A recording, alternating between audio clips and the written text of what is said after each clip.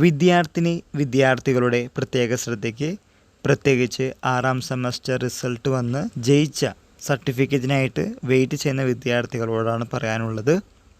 നിങ്ങൾക്ക് 1, 2, 3, 4, 5 വരെയുള്ള സെമസ്റ്റർ പരീക്ഷകളുടെ മാർക്ക് ലിസ്റ്റ് ഓൾറെഡി നിങ്ങൾക്ക് കിട്ടിയിട്ടുണ്ടായിരിക്കും. ദെൻ ഇനി വരാൻ പോകുന്നത് ഏതൊക്കെ സർട്ടിഫിക്കറ്റുകളാണ്? അങ്ങനെയുള്ള പല ചോദ്യങ്ങളും നമ്മുടെ കമൻറ്റ് ബോക്സിൽ പല വിദ്യാർത്ഥികളും ചോദിച്ചിരുന്നു. 5 വരെയുള്ള സെമസ്റ്റർ പരീക്ഷകളുടെ മാർക്ക് ലിസ്റ്റ് ഓൾറെഡി നിങ്ങൾക്ക് കിട്ടിയിട്ടുണ്ടായിരിക്കും. കിട്ടിയിട്ടില്ലെങ്കിൽ വാങ്ങിക്കാൻ ശ്രമിക്കുക. അതിനുശേഷം ഇനി വരാനുള്ളതാണ് ബിരുദ ഗ്രേഡ് കാർഡ് അഥവാ കൺസോളിഡേറ്റ് ഗ്രേഡ് കാർഡ്. ഈ ബിരുദ ഗ്രേഡ് കാർഡ് അഥവാ കൺസോളിഡേറ്റ് ഗ്രേഡ് കാർഡിലാണ് 6ാം സെമസ്റ്റർ പരീക്ഷകളുടെ മാർക്ക് ലിസ്റ്റ് ഉണ്ടാവുക. ഇതിന് സെപ്പറേറ്റ് ആയിട്ട് മാർക്ക് ലിസ്റ്റ് കാലിക്കറ്റ് യൂണിവേഴ്സിറ്റി സാധാരണഗതിയിൽ കൊടുക്കാറില്ല. പിന്നെ വരുന്നതാണ് പ്രൊവിഷണൽ സർട്ടിഫിക്കറ്റ്. ഈ പ്രൊവിഷണൽ സർട്ടിഫിക്കറ്റിന് 6 മാസത്തെ വാലിഡിറ്റി മാത്രമാണ് ഏതൊരു യൂണിവേഴ്സിറ്റിയും കൊടുക്കാറുള്ളൂ. സോ കാലിക്കറ്റും അങ്ങനെ തന്നെ. അതിനുശേഷം പിന്നെ നിങ്ങൾ വാങ്ങിക്കേണ്ടതാണ് ഒറിജിനൽ സർട്ടിഫിക്കറ്റ്.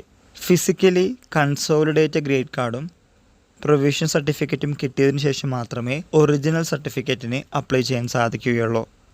ചില കാരണങ്ങൾ കൊണ്ട് മെയ് 30-ന് യൂണിവേഴ്സിറ്റിയിൽ നിന്ന് അതായത് കോളേജിലേക്ക് കൈമാറുമെന്ന് പറഞ്ഞ ബിരുദ ഗ്രേഡ് കാർഡും പ്രൊവിഷണൽ സർട്ടിഫിക്കറ്റും പല വിദ്യാർത്ഥികൾക്കും കിട്ടിയിട്ടില്ല. മെജോറിറ്റി കുട്ടികൾക്കും കിട്ടിയിട്ടില്ല എന്ന് തന്നെയാണ് നമുക്കറിയാൻ സാധിക്കുന്നത്.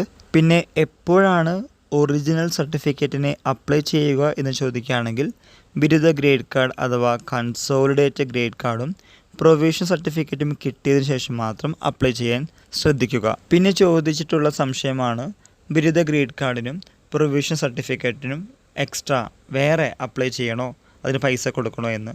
അങ്ങനെ എക്സ്ട്രാ അപ്ലൈ ചെയ്യാനോ പൈസ കൊടുക്കാനോ പോകേണ്ട ആവശ്യമൊന്നുമില്ല.